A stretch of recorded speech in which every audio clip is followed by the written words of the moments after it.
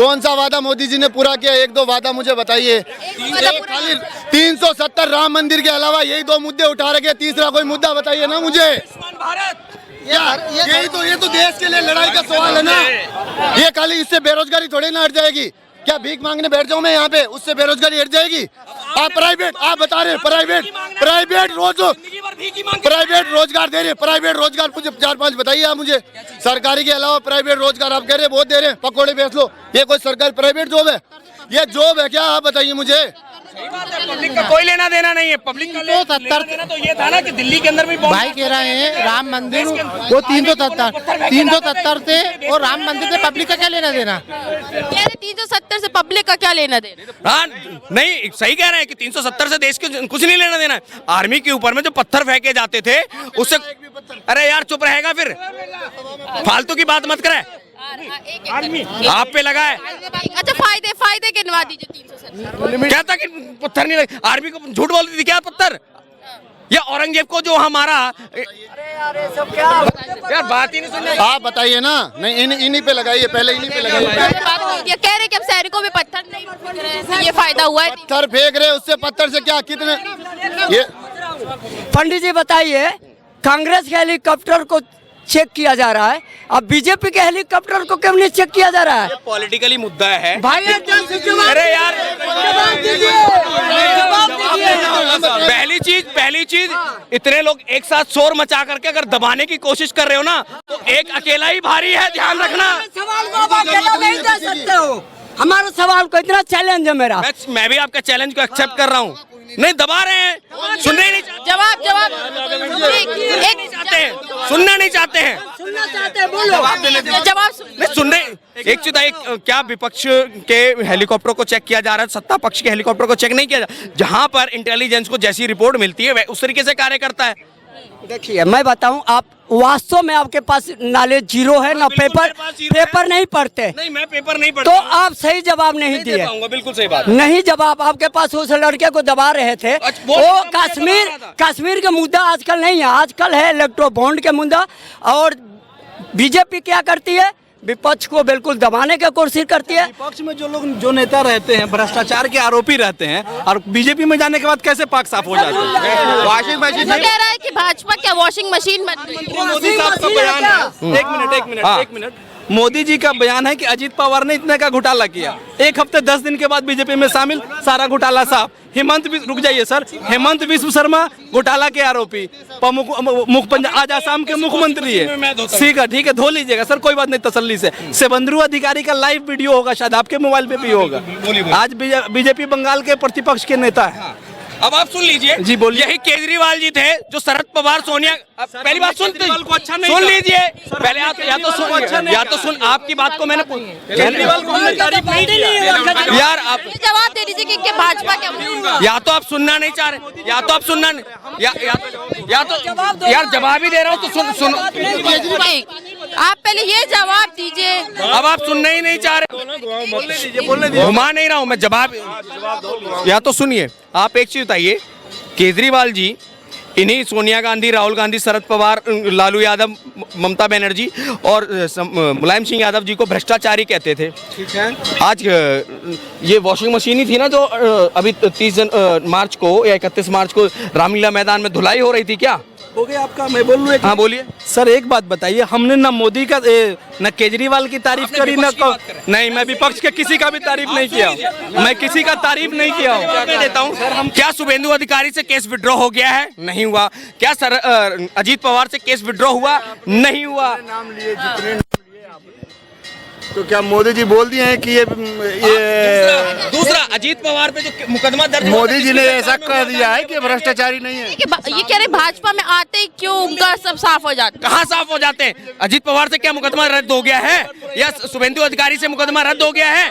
बात नहीं सुननी है। भ्रष्टाचारी नहीं है सर, तो नहीं। आपने जितने लोगों का नाम लिया, मैं कर रहा हूँ, मेरी बात सुन लीजिए एक बारी। आपने जितने लोगों का नाम लिया, ये एक्सेप्ट है कि ठीक है उन्होंने ऐसा किया, तो क्या मोदी जी ये बोल दिए कि ये भ्रष्टाचारी नहीं है, मेरे में शामिल हो गए? तो नहीं अपने आरोपियों को ले क्यों रहे? आरोपियों को आरोप सिद्ध हुआ। आप एक चीज, लालू यादव जी तो सजा याफ्ता है घोटाले में, उसके साथ में गठबंधन करके सरकार चलाने की बात करते हो। हेलो, उप मुख्यमंत्री बनाए हुए हैं, मुख्यमंत्री बनाए हुए हैं। सर आप मेरा बात पूरा सुनिए, पर मेरा बात पूरा सुनिए, पूरी बात सुन लीजिए। मैं आपने कहा जो भ्रष्टाचार के आरोपी हैं, फिर उनको बीजेपी में आप क्यों लिए, मैं ये सवाल कर रहा हूँ। या तो पहले आरोप गलत था या लिए वो गलत था, मैं ये कहना चाह रहा हूँ। और न मैं बीजेपी को अच्छा, हाँ सुन लीजिए जी बताएं। चीज बताइए, शुभेंदु अधिकारी पे भ्रष्टाचार का आरोप जो लगा, ठीक है, क्या उसमें उनके ऊपर में आरोप सिद्ध हुआ? पहली चीज। अरे सर कर लीजिए, लाइव वीडियो है। मेरी बात को तो जी बोले, please let me complete, after that you can speak. Simple सी एक चीज बताइए, शुभेंदु अधिकारी, हेमंत विश्व शर्मा, अजित पवार, आपने 3 नाम लिए, इन तीनों पर क्या आरोप सिद्ध हुए? नहीं हुए। दिया क्यों गया? अरे मैडम मेरी बात सुन लीजिए, ठीक है। लालू जी तो सजा याफ्ता है ना घोटाले में, हाँ या ना? हाँ या ना? बिल्कुल सजा याफ्ता है। मैंने लालू जी का तारीफ किया। अरे सर सुन तो लीजिए, मैंने लालू जी की तारीफ किया क्या? तारीफ तो आप करते। मोदी जी कहते हैं सारे भ्रष्टाचारियों को बाहर निकाल फेंकेंगे, पर वो तो अपनी पार्टी में ले रहे हैं। देखिए भ्रष्टाचारियों को सभी के ऊपर में जिसके जो भी भ्रष्टाचारी है उसके ऊपर में कार्रवाई हो रही है, और ऐसा नहीं है किसी को बचाया जा रहा है। आप 3% नेताओं पर ही भ्रष्टाचार ईडी ने कार्रवाई कर रखी है, 97 तो नौकरशाह और व्यापारी वर्ग है। कि लेने की क्या जरूरत है जिन पे दूसरा आप एक चीज बताइए भाई, गांजा किसने पी रखा है यार? दूसरा आप एक चीज बताइए, यही केजरीवाल जी थे ना कि फाइल लेकर के इसी रामलीला मैदान में शोर मचाते थे। अरे यार बॉस बोलिए सर, आप मगर एक ही बात रिपीट कर रहे हैं ना, ये बात मैं कहना चाह रहा हूँ। हमने सर ना मैं इंडी गठबंधन का एक भी बार नाम ही नहीं लिया। मैं भी तो कुछ पूछ रहा हूँ, आपने नहीं लिया। जैसे आपने मुझसे प्रश्न किया वैसे क्या मेरे को प्रश्न करने का अधिकार नहीं है? मुझे इस चीज का जवाब दे दीजिए। मैं सिर्फ इतना पूछना चाह रहा हूँ, समझना चाह रहा हूँ आपसे कि जो पहले मोदी जी ने आरोप लगाया वो आरोप गलत था या जो भाजपा में शामिल किए वो शामिल करना गलत था? बस मुझे इस बात का। मोदी जी क्या झूठ बोल रहे हैं? हाँ, मैं लालू की और केजरीवाल की, लालू जी भी देखिए, नेतागिरी में जो जितने भी लोग हैं शायद ही कोई बिना भ्रष्टाचार के हों, मगर जो पावर में होते हैं वो अपने पावर के इस्तेमाल से उसको दबा देते हैं। कांग्रेस दबा रही थी ना, बिल्कुल दबाई है, बिल्कुल। मैं कांग्रेस का तारीफ किया, तभी रोज जीजाजी 2G और क्या नाम है कोल घोटाले। सरकार आपकी हर जगह, सजा काहे नहीं दिलवा रहे हैं? सजा दिलवाई सर, पावर आपके पास है। कोर्ट का काम है। अरे सर, तो जो उसका जानकारी के अभाव में आकर के बात करते हैं। सरकार का काम है ना, सरकार का काम है। सरकार का काम है सजा देना, और सरकारी केस करेगी ना आरोपियों पे केस। सरकार उसमें पैरवी कर रही है। सरकार का कार्य जो है वो सरकार बखूबी कर रही है। सरकार का काम है, कोर्ट का काम है। तो उत्तर प्रदेश में जब कोर्ट में केस गया तो बीच में इनकाउंटर क्यों किया गया? कोर्ट उसका फैसला देता। तकलीफ हो रही है, तकलीफ नहीं, सवाल का जवाब सुनिए। जब सुनिए, धीरे बोलिए। माफियावाद को बढ़ावा दिया। सुनिए, केजरीवाल का फाइल जाता है तो एलजी दाब देता है। काम कहाँ से करे बेचारा वो?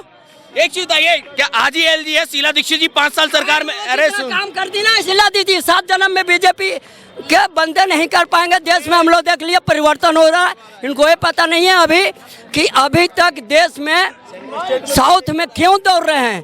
साउथ में 0 हैं, इसलिए वो कांग्रेस उत्तर भारत में भी 0 है। इस बात को क्यों भूल जाते हैं? क्यों जी? तो यही सुन लीजिए आप।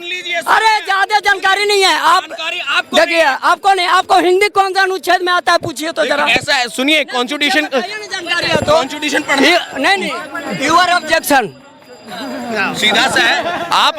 आप हर डिबेट में आकर के एक ही क्वेश्चन पूछते हैं कि हिंदी कौन से अनुच्छेद में है। नहीं तो आप बताइए ना, महंगाई बेरोजगारी पे एक शब्द बताइए। बात कर रहे हैं, अब सुनिए, अब सुन लीजिए। अब महंगाई पे हमने हाँ सुनिए, मेरी बात 2000 शीतलहर में पिछला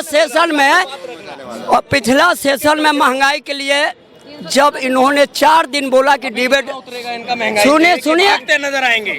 अरे आपको पता भी है महंगाई कितना है, रिजर्व बैंक खुद। अरे सर सुन लीजिए, हाँ, आपके पास पैसा है तो गरीबों के पास सुन लीजिए, बोले नारा लेकर आए थे बहुत महंगाई। सुन लीजिए, पार्लियामेंट सुनिए, सेशन में पार्लियामेंट अगले साल 4 दिन डिबेट करना था। की सरकार के समय में भाई 400 रुपया सिलेंडर था, 400 बात करते हो।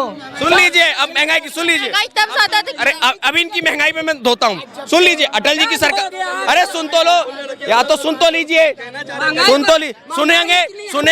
सुनेंगे। महंगाई पर जवाब दो। 2004 में पेट्रोल का रेट था 35 रुपए, 2014 में पेट्रोल कितना था? 72 रुपए।